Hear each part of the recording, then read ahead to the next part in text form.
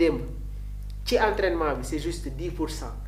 yéen dem leen rek nañ dem rek jëli kaan bi xool man ce qui m'impressionne le plus. mooy xam nga coach Ali barki démb il va être là demain. Inch'Allah. waaye tamit dinañu am coach Lassi.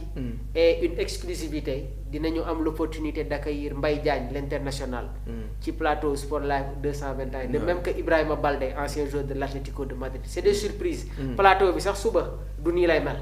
te incha allah suñu mbokk internautes yi dinañ ko xam juste rek dañ leen di fàttali ne que heure émission bi dañ ko xaw a wàcce.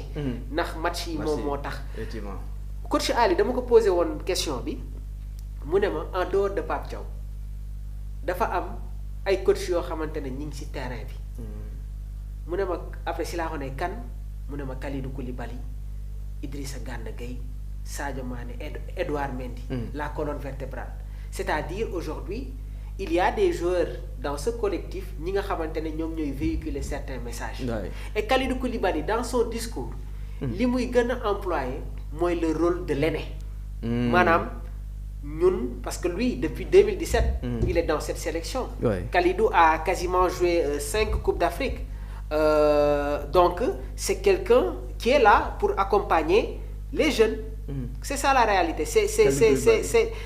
Oui, Kalidou Koulibaly a joué 5 Coupes d'Afrique des Nations. De même que Ismaïla Sarr, Sadio Mané def na 6 Coupes d'Afrique. Wow. De même que Idrissa Gana Gueye.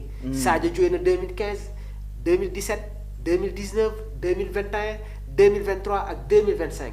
Kalidou Koulibaly joué na 2017, 2019, 2021, 2023, 2025. De même que Ismaïla Sarr. Edouard Mendy joué na 4 Coupes d'Afrique des Nations. Un joueur comme Crépin Diatta, Abdoulaye Seck, Habib Diallo, Pape Matar Sarr, Pape Alassane Gueye bii mooy seen 3e CAN. Des joueurs comme Boulaye Dia, Ismaël Jacobs, ki nga xamante ne moom mooy Pathé Ciss, Lamine Camara, Moussa Niakhaté, Mori Diaw, Iliman Ndiaye, Nicolas Jackson bii mooy seen 2e CAN. ñeneen yi nag ñoom ñoo joué benn CAN.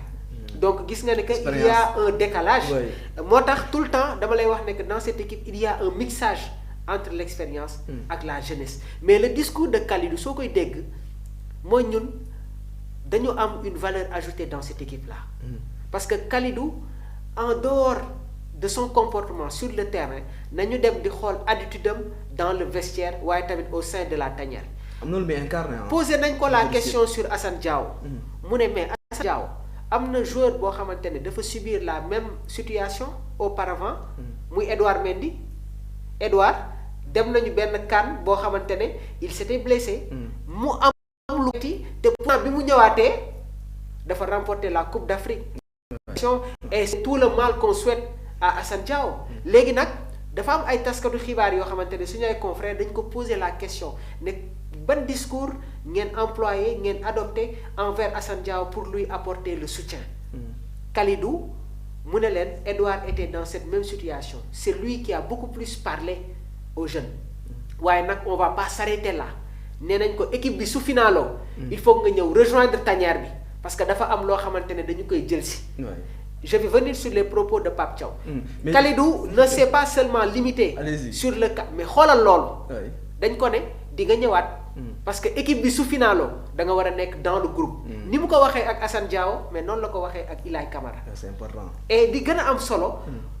yamul sax foofu daf ne am na ay yeneen joueurs yoo xamante ne ñi ngi xaar ak d'autres joueurs qui étaient avec nous malheureusement ils ne font pas partie du convoi. mais loolu soo déggee capitaine mu koy wax mooy la cohésion du groupe. ma am nag loo xamante ne d'accorduma si woon face au Brésil. muy l'attitude de Kalidou Koulibaly. Ah oui parce que match boobu après dafa mel ni comme si dafa dépassé woon yenn joueurs yi. c'est ça la réalité. léegi nag Kalidou dafa def ay rectifications nee na nous on doit servir d'exemple. sur notre comportement parce que Kalidou am na nu muy doxalee ci terrain bi les jeunes. vont répondre dans ce sens-là. Donc il a tenu un discours vraiment très important. waaye tamit passage bi nga xamante ne moom laa tegal sànq mbokk internet yi. xam nga fii laa toog ne la booy yi ma gis. entre guillemets yabuñ ñu. parce que xam nañu exactement quelles sont les attentes du peuple sénégalais. C'est vrai. Et ñoom déjà fooguñu woon ne que plus de 60 000 spectateurs dinañu def le déplacement au stade Léopold Sédar Senghor pour leur apporter ce soutien-là. donc ñoom dafa am loo xamante ne dañ ñu ko war a delloo. Le message est clair. muy lan. muy aller remporter la Coupe d'Afrique des Nations qui ne va pas être facile Kalidou wax na ko de. nee na cette compétition va être très compliquée. Pape Bouna Thiaw nee na nee na jël Coupe d'Afrique des Nations c'est pas du tout facile. Abdourahmane ku la wax ne que Sénégal. dafay ñëw patamee gars yi nii. du yomb de. yaa ngi wax léegi le rôle de Kalidou Koulibaly envers les jeunes joueurs mais aussi damaa déglu ce matin ci benn discours am. mu wax ci Pape Thiaw def des éloges de Pape Thiaw donc c'est un grand frère pour nous il nous donne beaucoup de confiance. pour le moment c'est excellent donc loolu aussi c'est rassurant capitaine wax ko envers son sélectionneur. Ce qu'il faut savoir mooy Pape a été joueur dans cette équipe. Oui. Ce qu'il faut savoir mooy Pape Thiaw xam na exactement l'équipe nationale du Sénégal. Ce qu'il faut savoir mooy ñun xam nañ ne que Pape Thiaw am na fu mu teg booy. Krépin Diatta bi ñuy jël la CAN. Il n'était pas présent. yéen a ngi koy fàttali. Et pourtant il était avec sa blessure mi ngi woon ci biir tanière bi. Il venait apporter son soutien aux joueurs di waxtaan ak ñoom di kaf ak ñoom. Assane Diao j'espère qu'on va le retrouver dans cette même situation même su fekkee ne que il a déjà été remplacé. Mais sa présence à un certain niveau peut être quelque chose de très important. Pour revenir ba tey ci Pape Thiaw. Lors de sa conférence de presse après la publication du match dafa am ay kàddu yoo xamante ne daf ko yëkkati woon ne man damay naxante ba am lu ma bëgg. Qu'est-ce que cela signifie? Parce que Pape connaît déjà la valeur de son groupe. Pape xam na exactement yan joueur moom la convoqué et gis nga yenn attitude yi su ko amee rek mun na am lu muy créer entre les joueurs ñàkkul fayda de. mais dafa am loo xamante ne daf ko bëgg. léegi nag loolu li mu tekki dafa bëri trop. Abdourahmane mais restons optimistes et croyons à cette équipe man booy yi ma gis. Abdourahmane ils peuvent le faire. pas ils peuvent le faire ils doivent le faire. Ah ça c'est vrai ils doivent le faire c'est clair. ku nekk nag mun nga am sa propre appréciation.